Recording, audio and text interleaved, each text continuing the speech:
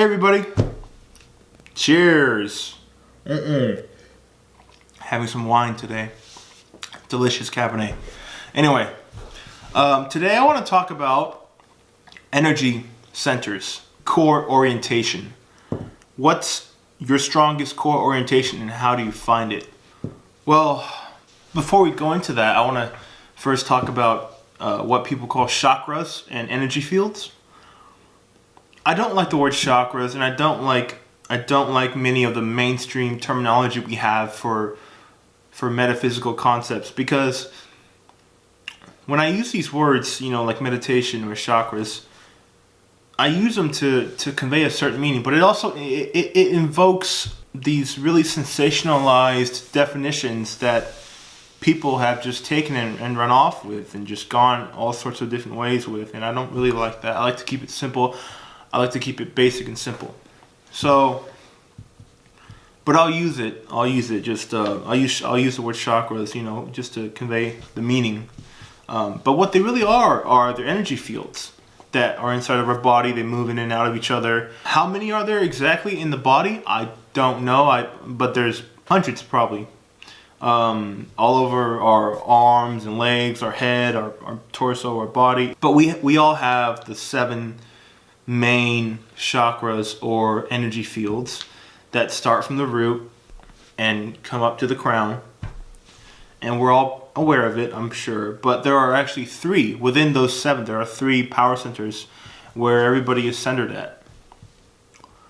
Now, how do you find, or how do you know which one is your strongest? And that's what we're going to talk about today. Usually it comes off as an auric expression of colors. For example, heart people will give off a lot of red, deep red, green, stuff like that. Pineal people will give off a lot of blue, and solar plexus people will give off a lot of yellow. But I want to do a little test right now. Okay, I have 3 stones with me. 1, 2, 3. All right. I want to do a little test. So here are the 3 stones. I just want you guys to look at these stones right now, and which one are you most attracted to right away? Right off the bat, you see these 3, which one are you most attracted to? So take a second and just look at them and feel which one you're most attracted to. Okay, so the one that you're most attracted to is most likely your strongest energy center. The lapis, the blue stone, the lapis, this would represent the pineal. This is a piece of really high grade rhodonite with hardly any black, and this would be a heart-based stone. And this is a piece of yellow aventurine. This would be a solar plexus based stone. So these 3 stones, pineal people will most likely feel really attracted to this. Heart people will feel attracted to this, and solar plexus people will be most attracted to the yellow aventurine. Now, you might have been looking at those stones and you might have been thinking, well, I really liked the yellow aventurine, right? But you might have been thinking, oh, but this stone was also calling me too. This stone right here was also talking to me.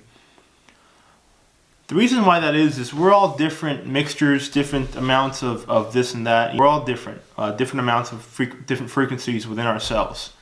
And we have our strongest energy center, but many of us actually have a second energy center that's actually quite strong. In my case, for example, I'm more pineal based, but also I have a really strong heart. So when I look at these 3 stones, right away I look at the lapis and I get pulled into the stone right away, this lapis.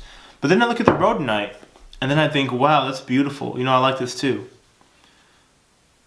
That's because my heart is it's my second strongest, but they're so close to each other, my heart and my pineal. It's like I feel an attraction to both stones. My solar plexus is actually the weakest of my energy fields, and it's something I'm working on right now. But yeah, many of you guys will look at this and you'll think, oh, I like this, but I like this. And also keep in mind, some of us are very well balanced between all three. So you might look at all three. You might look at all three stones and say, well, I like them all. And that's also a possibility. There are some people that are just really well balanced. One is not too much stronger than the other.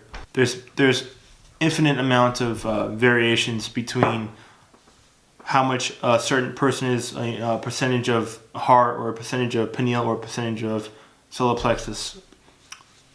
For me, like I said, my two strongest are my pineal and my heart, by far, and my solar plexus would be the weaker one of the three. So this is one way, this is one test that, this is one way you can find for yourself what your strongest is. People can do it for you when you're in a consultation. People can do it through feeling or seeing certain colors that come out of your aura, feeling it. There's different ways, and then also you can do it for yourself through different means as well. But this is a very practical, simple and practical way of doing it and being quite accurate with it. Now, following this video, I'm actually going to make it's going to be a short video series of 3 videos where I'll talk about each energy field and how they work, how to use it, and how people who are more this or that, what they experience, what life is like for them. I can't speak on behalf of everybody, but I can only give you guys examples of what I've seen for myself and from other people. So, yeah.